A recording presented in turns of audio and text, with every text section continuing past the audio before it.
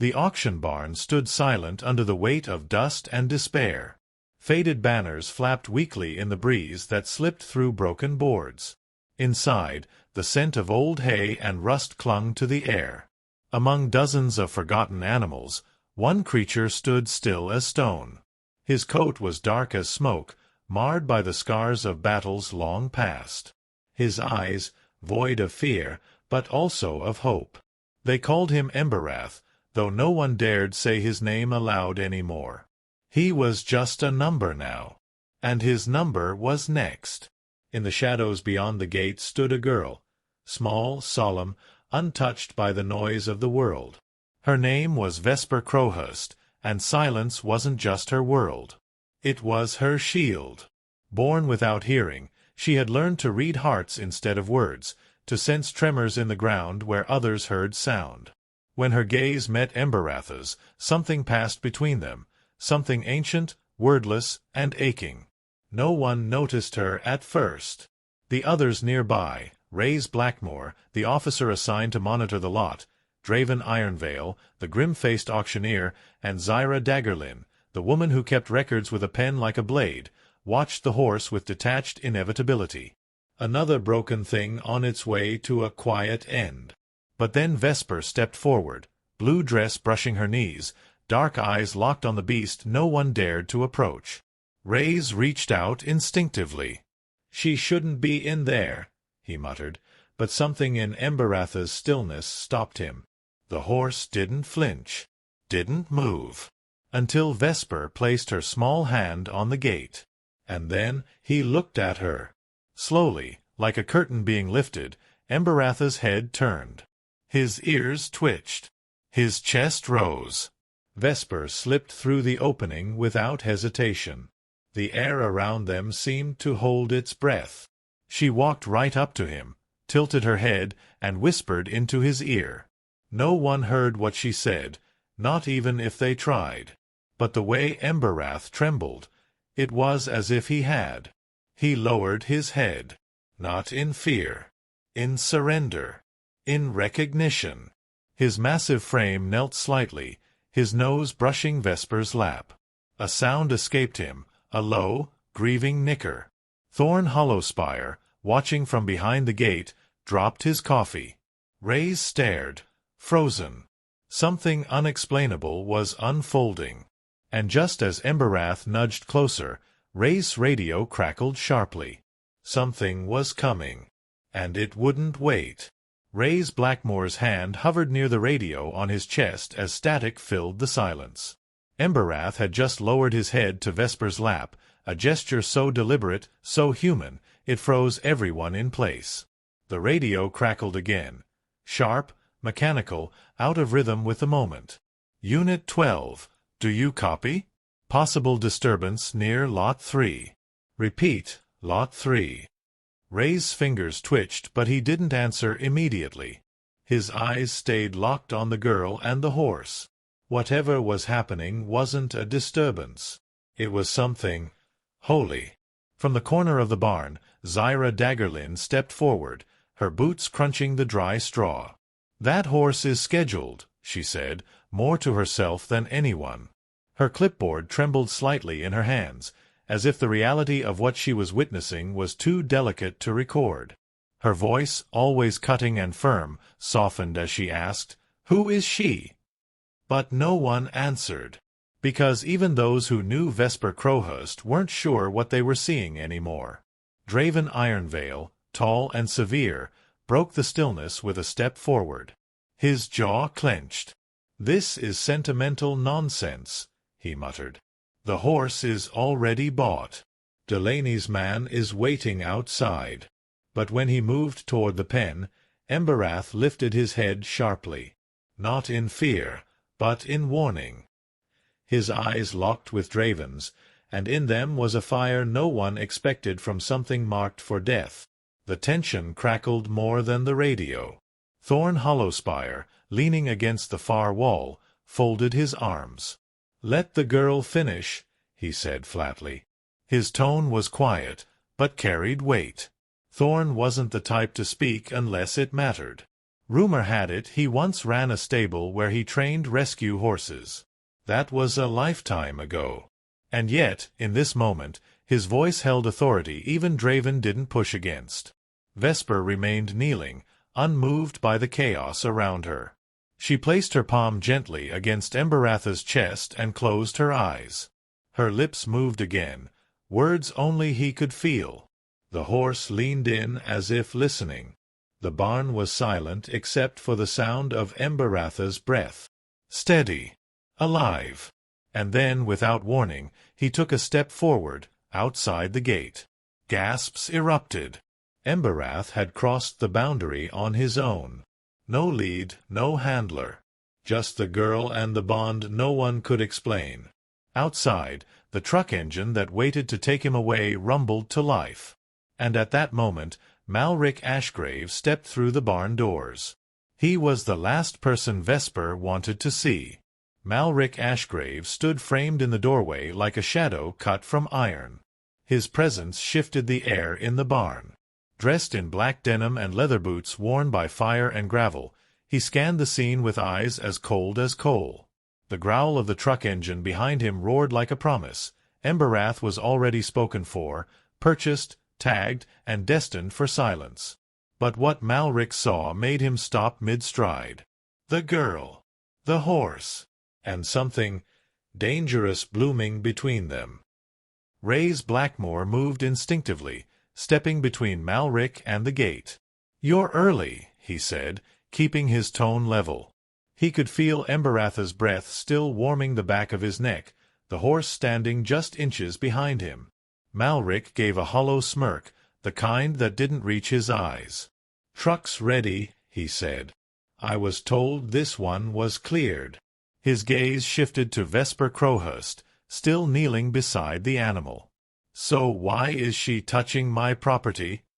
Zyra Daggerlin, gripping her clipboard tighter than before, stepped beside Rays. "There's been a development," she said, hesitant for the first time in years. She had signed the transfer papers herself. Everything was legal.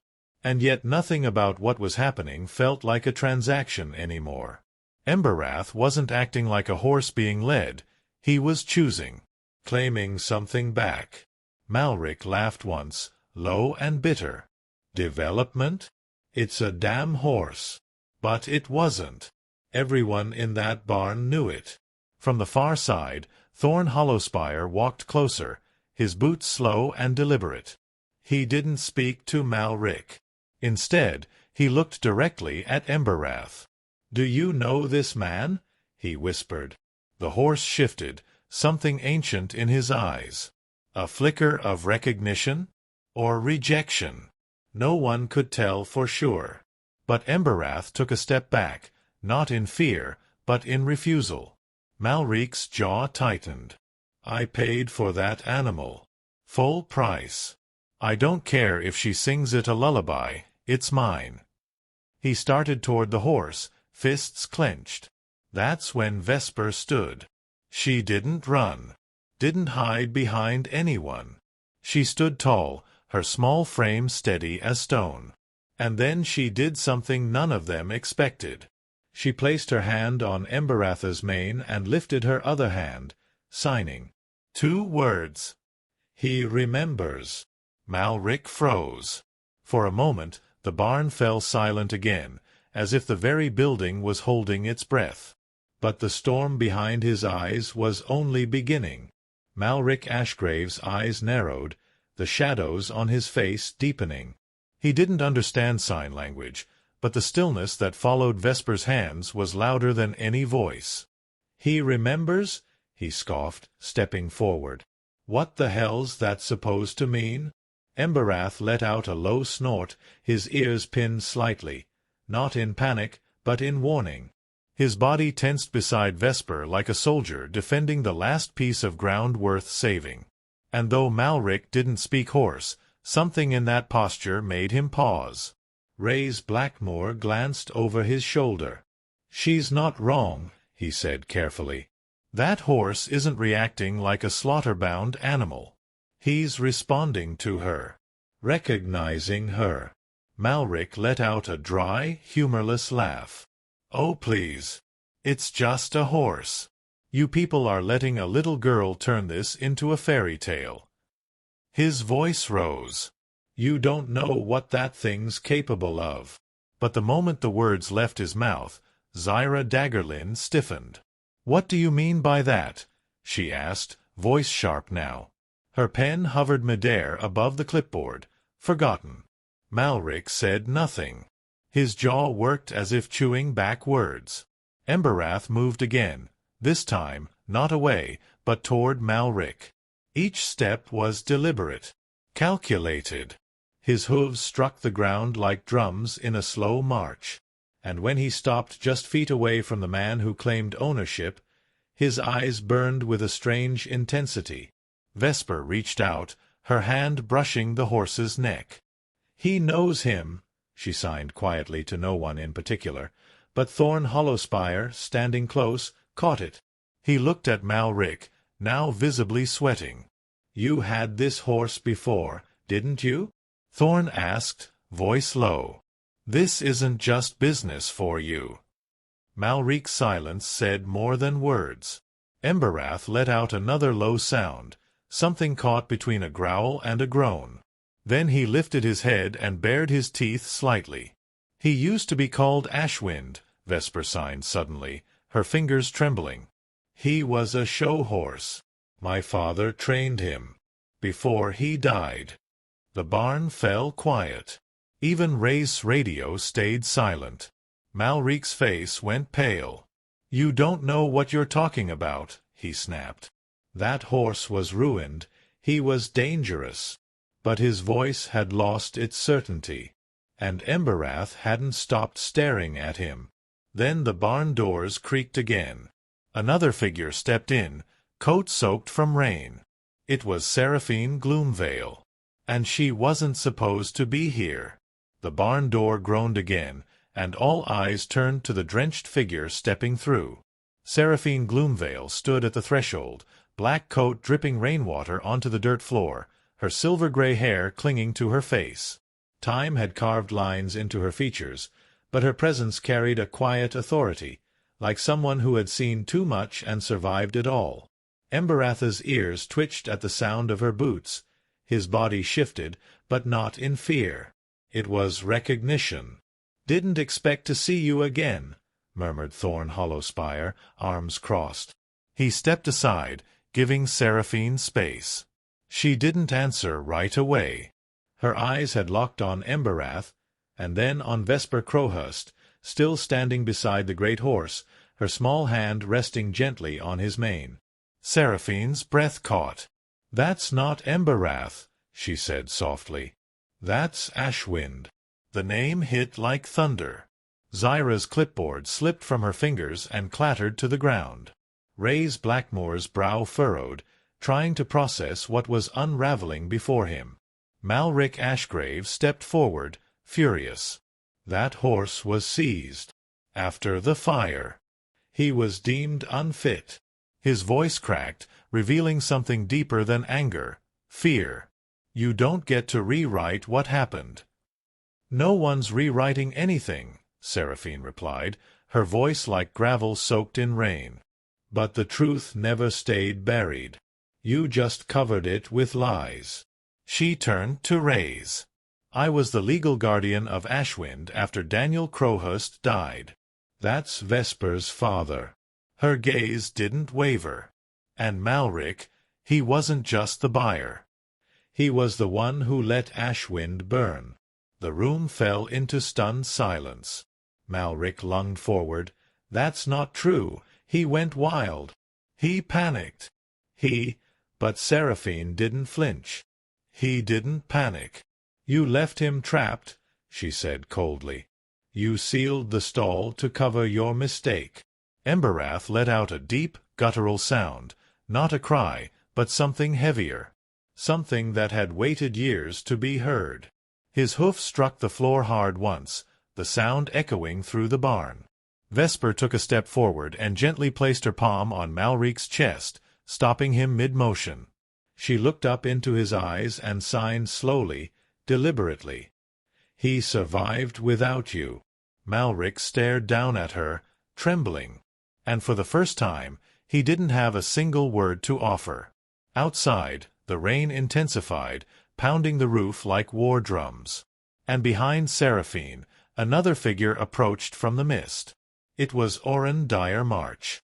And he was carrying the sealed case file. Oren Dyer-March walked slowly, his long coat soaked from the storm outside. In his hands, wrapped in a protective layer of waxed leather, was the file no one ever expected to resurface. It bore the faded emblem of the Iron Vale County Livestock Registry, along with a seal long broken but never erased. As he crossed the threshold of the barn, the room seemed to tense, as if every breath waited on the weight of what he carried. "Where did you get that?" Malric Ashgrave's voice cracked, low and desperate. His confidence had bled out like smoke, leaving behind only a bitter skeleton of the man who once walked into the barn like he owned it. Oren didn't answer him directly. Instead, he turned to Seraphine Gloomvale, placing the sealed folder in her hands with a solemn nod. "You were right," he said. "The original records were never destroyed. Just buried." Seraphine opened the file slowly, her eyes scanning pages that smelled faintly of soot and time. She didn't speak for nearly a minute. Then, softly, she said, "Ashwind wasn't just a show horse. He was registered under Daniel Crowhurst's private training program. But after the fire, someone filed for emergency transfer of ownership." She lifted her gaze to Malric. "You forged the papers." Malric stepped back. "That's a lie," he spat. "There was chaos. Records were missing. I saved that horse." But no one was listening anymore. Even Zyra Daggerlin, normally stone-faced, looked away in quiet disgust. Emberrath stood like a statue, but his body was taut, his eyes burning with something ancient, recognition, pain, betrayal.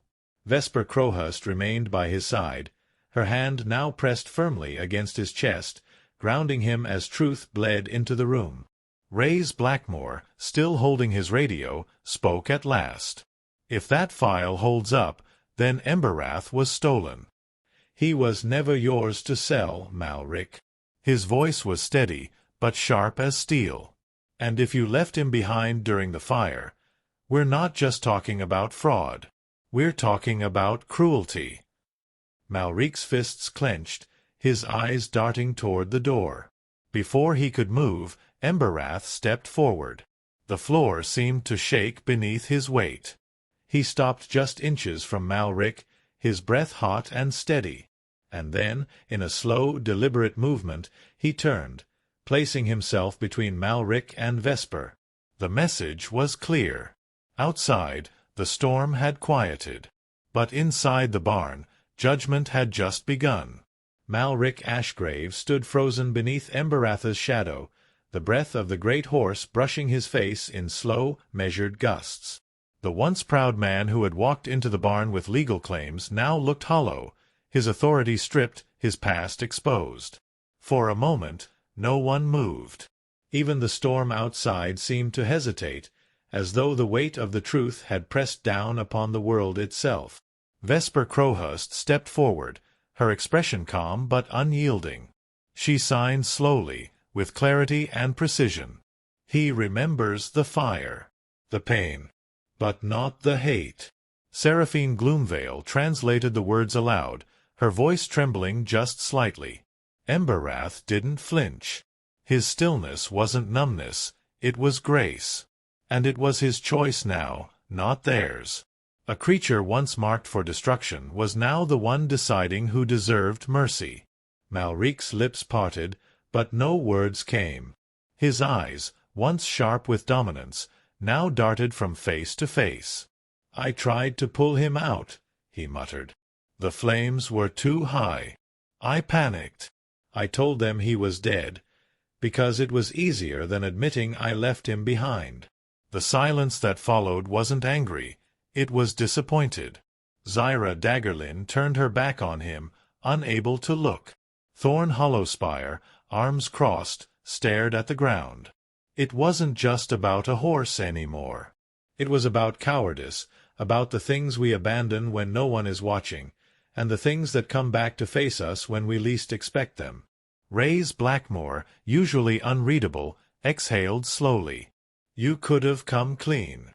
But you let that lie grow teeth. You sold him like trash.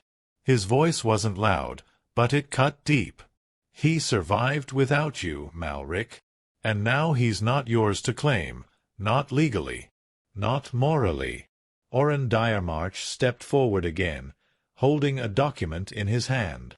We can push this to a judge, but the evidence is here. The original ownership, the false transfer, the neglect. His voice faded as he looked at Vesper. But it's not just paperwork that matters here. He knelt beside her. What do you want to happen, Vesper?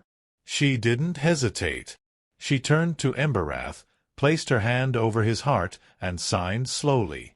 He belongs with us. Where he's safe. Where he was always meant to be. And Emberrath, as if understanding the choice made in his name, turned away from Malric and pressed his head gently against Vesper's shoulder. The bond was sealed, not by law, but by love. The silence after Vesper's decision was not peaceful. It was heavy, full of things left unsaid. Emberrath remained close to her, his body like a barrier of flesh and memory. The papers might prove the truth, but in that barn it was his loyalty that closed the case. Still, the storm inside Malric Ashgrave hadn't passed. He clenched his fists, face red with something between humiliation and rage. He had lost control, not just of the horse, but of the version of the story he'd told himself for years. You think you've won something? Malric growled, stepping forward. Rays Blackmore was on him in a breath, standing in his path, hand near his holster. Don't, Rays warned. You don't scare anyone in here anymore. Malric's eyes flicked toward Vesper, but this time they didn't hold threat, just confusion. The kind of confusion that comes when the lies you've told yourself begin to crack open. Seraphine Gloomvale moved to Vesper's side.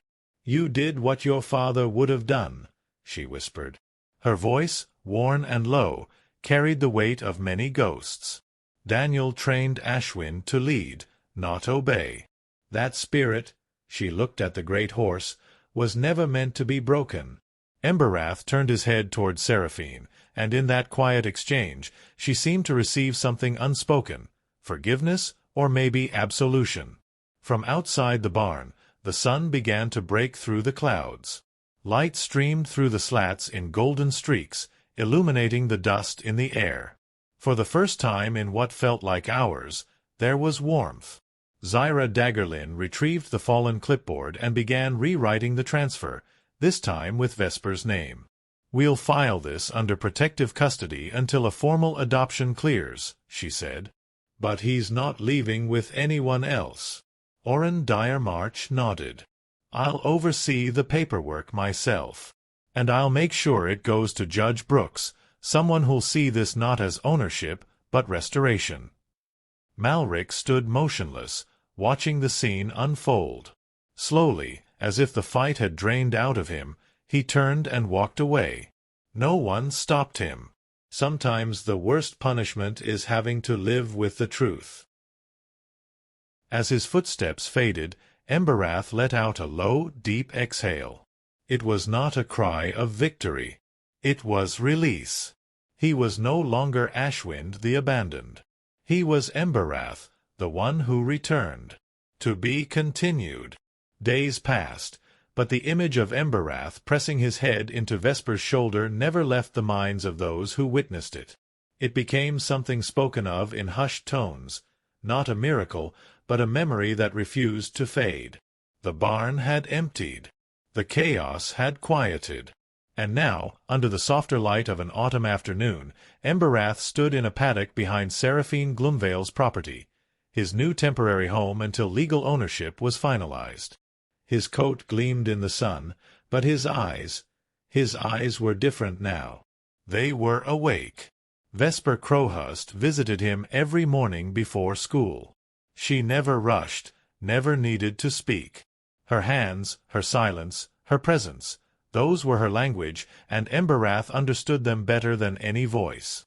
She would place her palm on his chest, feel the slow, steady rhythm of a heart that had no reason to keep beating, and then she'd smile. He always leaned into her. Every time. He never forgot. Inside the house, Seraphine sat with Orrin Dyer March, reviewing documents. The judge granted emergency custody, Orrin said, sliding the paper forward. After hearing what Malric did, there was no hesitation. Seraphine exhaled, a quiet sound that carried years of exhaustion. "Then he's safe now," she whispered. "No more chains. No more lies." But in her heart, she knew the damage wasn't just legal. Wounds like Emberrath's didn't vanish. They lived beneath the surface, just like her own. That afternoon, Thorn Hollowspire arrived. He didn't say much, just leaned against the fence watching the girl and the horse. "He's different," he said quietly to Seraphine. "Not just healed. He's waiting." She glanced at him. Waiting for what? Thorn's jaw tightened. To be needed again. His voice cracked a little. "They both are."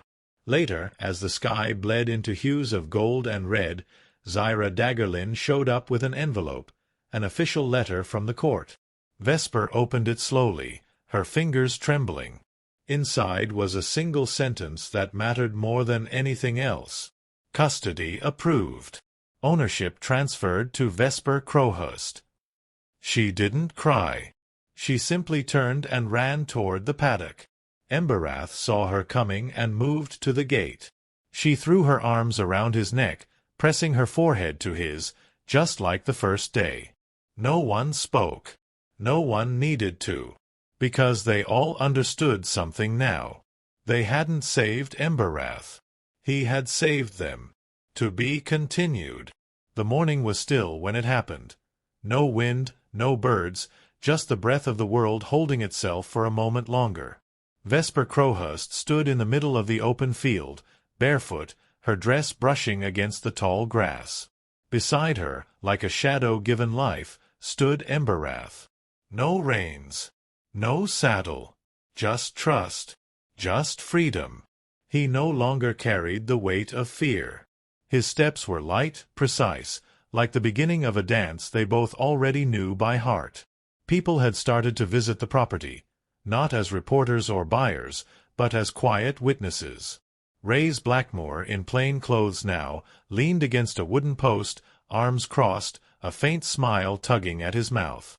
Zyra Daggerlin had brought a camera, but never lifted it. Some things weren't meant to be captured. Thorn Hollowspire stood back, silent as ever, eyes fixed on the girl and the horse, as if trying to memorize something sacred. Inside the house, Seraphine Gloomvale sat at the window, the court documents spread across the table beside her tea. She didn't need to look outside to know what was happening. She could feel it. The quiet rhythm of healing, the kind that doesn't make noise, but transforms everything it touches. Orrin Dyer March had come by that morning to say goodbye. "You've done what no ruling ever could," he told her.